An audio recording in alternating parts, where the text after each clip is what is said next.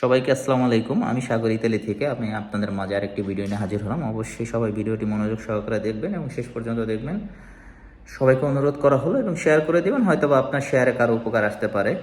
So আমি যে বিষয়ে কথা বলবো অবশ্যই বিষয়টা আমি ক্লিয়ার করে আপনাদেরকে বলবো। তার আগে আমি আপনাদেরকে স্ক্রিনে যে ভিডিওটা দিব, স্ক্রিনের ভিডিওটা আপনারা অবশ্যই শেষ পর্যন্ত দেখবেন, তারপর আমি আপনাদেরকে বলছি। ভূমধ্যসাগর পাড়ি দিয়ে ইতালিতে আসা অবৈধ অভিবাসীদের নভেম্বরে আলবেনিয়া পাঠাবে প্রধানমন্ত্রী জর্জিয়া মেলোনি সরকার। সম্প্রতি এ বিষয়ে আলবেনিয়ার সাথে একটি চুক্তি করেছে ইতালি সরকার। চুক্তির পর থেকেই এ নিয়ে তীব্র সমালোচনার মুখে ইতালি সরকার। ইউরোপে আশ্রয় প্রার্থী ঠেকাতে এই ধরনের সিদ্ধান্ত মানবাধিকার লঙ্ঘন বলে মনে করে অভিবাসন সংস্থাগুলো। ইতালির রোম থেকে এমডি রিয়াজ হোসেনের রিপোর্ট। ভাগ্য বদলের আশায় জীবনের ঝুঁকি নিয়ে প্রতি বছর ভূমধ্যসাগরে অবৈধভাবে পাড়ি দিচ্ছে হাজারো মানুষ, যাদের গন্তব্য ইতালি। তীরে পৌঁছে আশ্রয় চাওয়া বিদেশিদের মধ্যে শীর্ষ 3-এ আছে মিশর, তিউনিসিয়া ও বাংলাদেশ। চলতি বছরের প্রথম 9 মাসে 11,029 জন বাংলাদেশি সাগরপথে ইতালি পৌঁছেছে। জাতিসংঘের শরণার্থী বিষয়ক সংস্থার সম্প্রতি প্রকাশিত এক প্রতিবেদনে এসব তথ্য তুলে ধরা হয়েছে।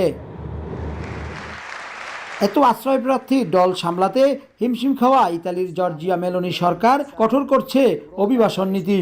এর অংশ হিসাবে ইতালি পুলিশের হাতে আটক অবৈধ অভিবাসীদের আলবেনিয়ায় পাঠাতে চায় দেশটির সাথে চুক্তি করছে মেলোনি সরকার। চুক্তি বাস্তবায়নে সেখানে 2টি আশ্রয় শিবির গড়ে তোলা হচ্ছে। আলবেনিয়ার আশ্রয় কেন্দ্রগুলো চলতি বছরের নভেম্বরে চালু হতে পারে। ইউরোপ প্রবেশের এই পথ বন্ধ হওয়াকে মানবাধিকার লঙ্ঘন বলছেন প্রবাসী বাংলাদেশিরা।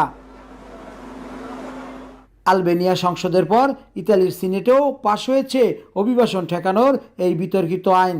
বলা হচ্ছে, ইতালি ও আলবেনিয়া দুই দেশের চুক্তি অনুযায়ী ভূমধ্যসাগর থেকে যেসব অভিবাসীদের ইতালি উদ্ধার করবে কেবল তাদেরই আলবেনিয়ায় পাঠাতে পারবে রোম। মেলোনি সরকার মানবিক হবার অনুরোধ বাঙালি কমিউনিটির।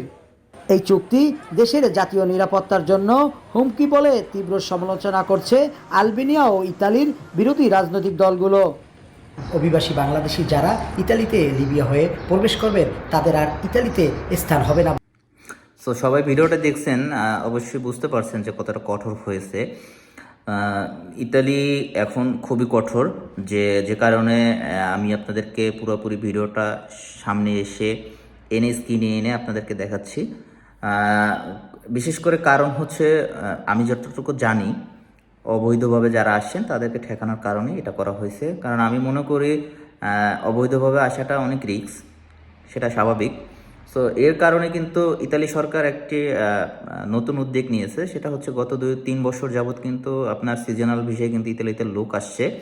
সো আপনার এগ্রিকালচার স্পন্সর দুইটাই কিন্তু লোক নিচ্ছে ইতালি সরকার। সো আমরা এই উপায় না ধরে আমরা কিন্তু ভূমধ্যসাগর দিয়ে আসার চেষ্টা করতেছি। আসলে এটা ঠিক না, যে কারণে বৈধতা পেতে আমাদের খুব কষ্ট হইতেছে। আর যারা বৈধতা পাচ্ছেন তারাও অনেক ভোগান্তির ভিতর পড়ছেন, দেন তারপর পাচ্ছেন। কারো 6 মাস, কারো 1 বছর পরে সে কেউ তার পারমিট পাচ্ছে।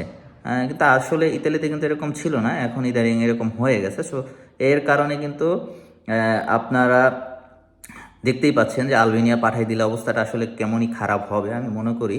কারণ অনেকে কিন্তু আপনার ক্যাশ টাকা দিয়ে কেউ ইতালিতে আসছে না, সবাই কিন্তু আপনার হয়তো বা কেউ জমি বিক্রি করে, কেউ ঋণ করে, কেউ ধার করে আসছে। কিন্তু এই যদি আলবেনিয়া পাঠিয়ে দেওয়া হয় তাহলে কিন্তু পরিস্থিতি আসলেই খুবই ভয়াবহ অবস্থা। সো আমি মনে করি এইভাবে না আসার থেকে আমরা যদি সিজনাল ভিসার দিকে একটু মনোযোগ দিই তাহলে হয়তো বা আমাদের ক্ষেত্রে একটু সহজ উপায়। কারণ যদি যেহেতু সংসদে পাশ হয়ে গেছে সেহেতু অবশ্যই এটা কার্যকর হবে, তাহলে অবস্থাটা খুবই ভয়ানক হয়ে যাবে আমি মনে করি। তো সবাইকে আমি এটার জন্য এই মেসেজটাই দিচ্ছি যে সবাই যাদের আত্মীয় স্বজন ভাই বোন যারা লিবিয়ায় যেভাবে দিতে চাচ্ছেন, সবাই একটু নিজের পন্থী যাতে রিস্কটা যাতে নিজের থেকে কম হয়, সেক্ষেত্রে একটু নিজের দিকে বিবেচনা করবেন যে ভূমধ্যসাগর দিয়ে পাঠালে হয়তো বা বিপদ হতে পারে। সবাই বিবেচনাটা করবেন। আর দয়া করে কেউ, এখন আমি মনে করি যে দয়া করে কেউ এখন লিবিয়াতে লোক না পাঠালেই হয়। কারো আত্মীয় স্বজন গেলে একটু সতর্ক করে দিবেন, এতটুকুই। আর সবাই ভিডিওটা অবশ্যই শেয়ার করে দিবেন, সবাইকে দেখবেন। আমি হয়তো বা এরপরে নতুন কোনো আপডেট পেলে আমি অবশ্যই সবাইকে শেয়ার করে দেবো ইনশাআল্লাহ। তো সবাই ভালো থাকবেন, সুস্থ থাকবেন, আমার প্রতি দোয়া করবেন। সবাইকে আসসালামু আলাইকুম।